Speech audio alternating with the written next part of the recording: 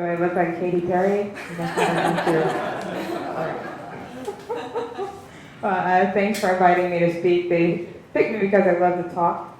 I'm actually a physician scientist, so I was honored to be asked to come because, sometimes the real scientists are the PhDs, so it's nice to be included in the fold with my measly little MD.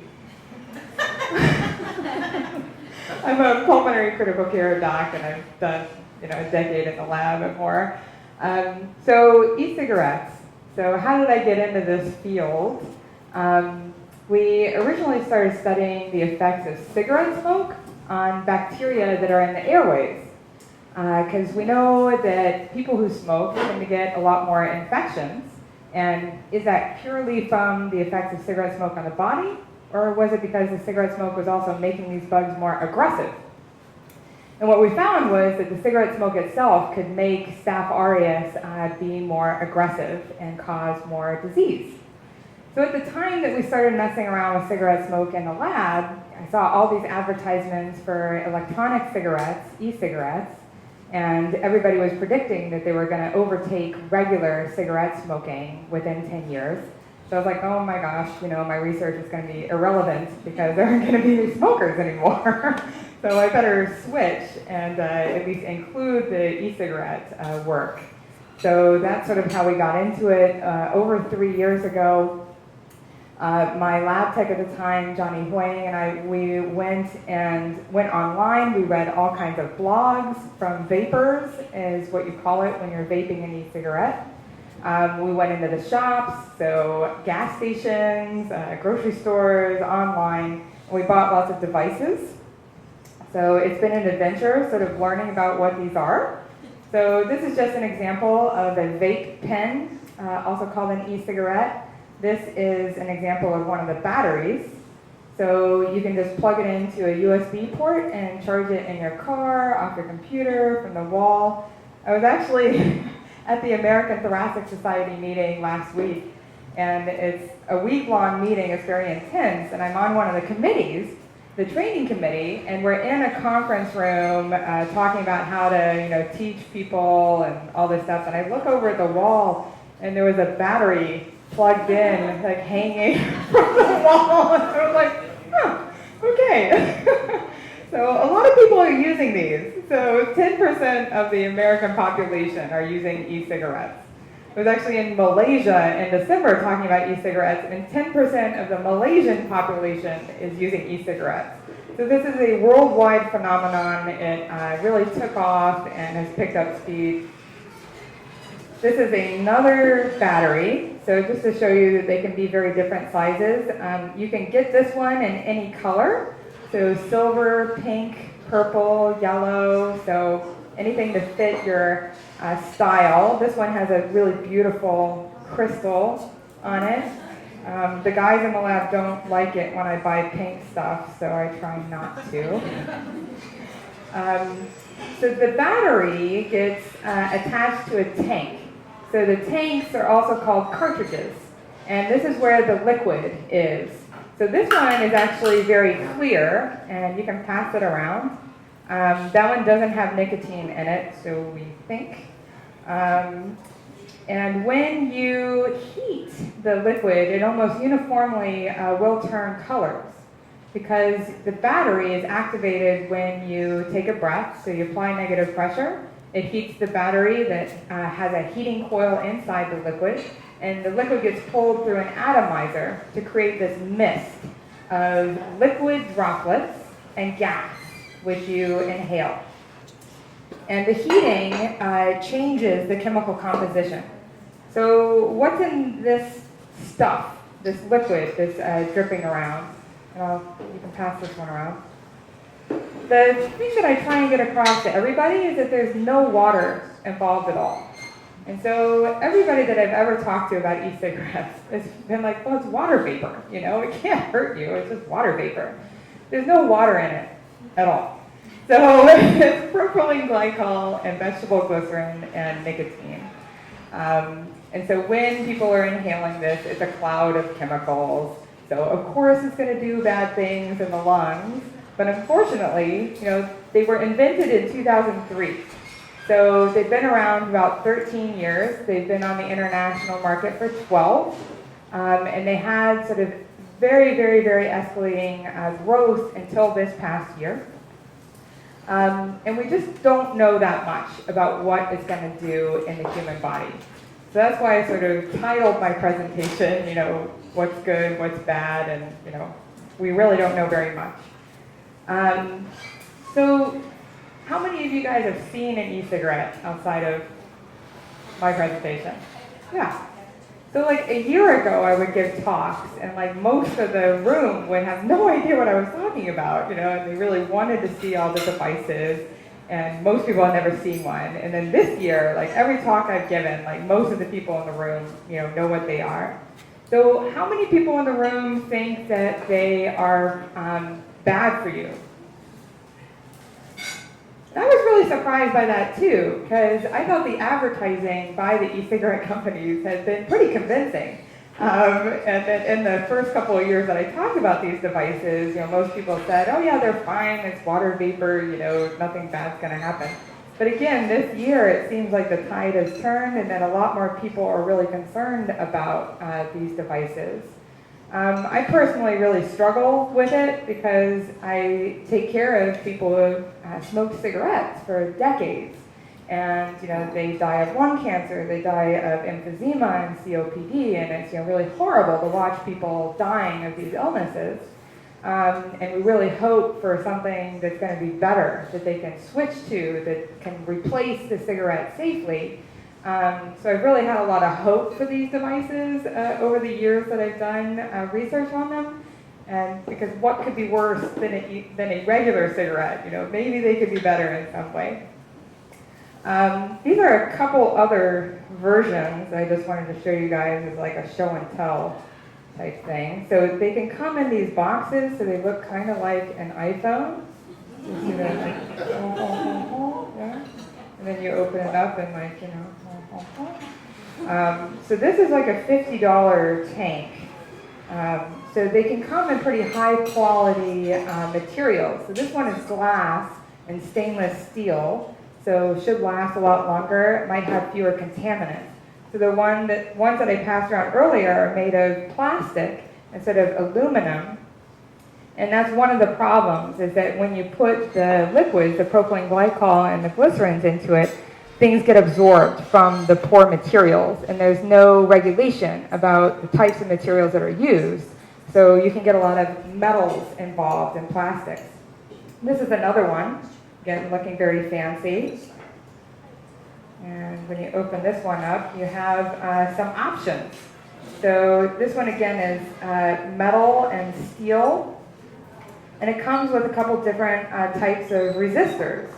So if you use a low resistance system with a high wattage battery, so this big battery here, you can produce like a very high wattage, which is applied to that liquid. And that creates more conversion. So the glycerins and glycols will convert to acrylines and formaldehydes, and then you breathe those lovely things in. And then there's a high resistance system. So you combine that with a low wattage battery, low voltage battery, and you get lower watts, and that might be safer. So the big article that came out in January of last year was that if you use a high wattage system, that you produce a ton of formaldehyde, like way more than conventional cigarettes did, and that might be one of the reasons that they could be toxic. A more recent paper came out, and they actually looked at high wattage and low wattage systems. So there's over 1,000 different companies that make the liquids and the batteries and everything. And they chose a random variety from them, and they applied the high wattage and the low wattage, and they saw a huge variability in what came out of those things. So some liquids, you apply a high wattage, and it did create a lot more formaldehyde. And other liquids, you applied it, and you got lower levels of formaldehyde compared to a low wattage system. So as a scientist, I don't think it makes very much sense. I think it's very confusing. And I think it comes down to the fact that there's all these companies producing a ton of different things, and it's just hard to do research in this area. So I was actually pretty proud of the FDA for really manning up and dropping the elbow on the e-cigarette makers. I didn't think that they would do it. I really thought that they were going to back down and just let the e-cigarette companies go wild. So now e-cigarettes are going to be regulated exactly like all other tobacco. So that means that all these companies are pretty much going to bite the dust because all of the paperwork and all the money it takes to regulate them. I feel bad about that because, capitalism is good. We're in, a very capitalistic country, and basically the big tobacco companies are buying up all of these e-cigarette companies anyway. They own almost 48% of all the e-cigarettes now, and they were estimated to hit the 75% mark within a couple years. So, big tobacco, which means the big three companies that make all the cigarettes out there, they were really going to own the market anyway. So that's sort of where we are on sort of e-cigarettes. What do I do in the lab?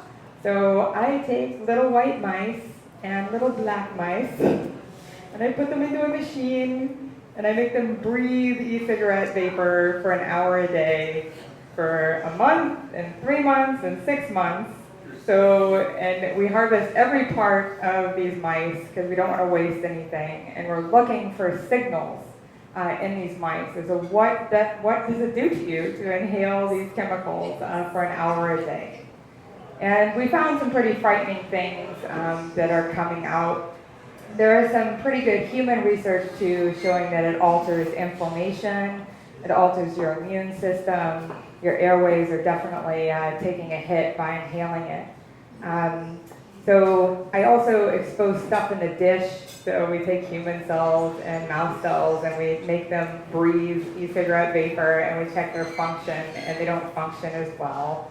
We've exposed bacteria, and the bacteria find the e-cigarette vapor stressful, and so that they'll arm itself and try and defend themselves so they can become more pathologic, more virulent.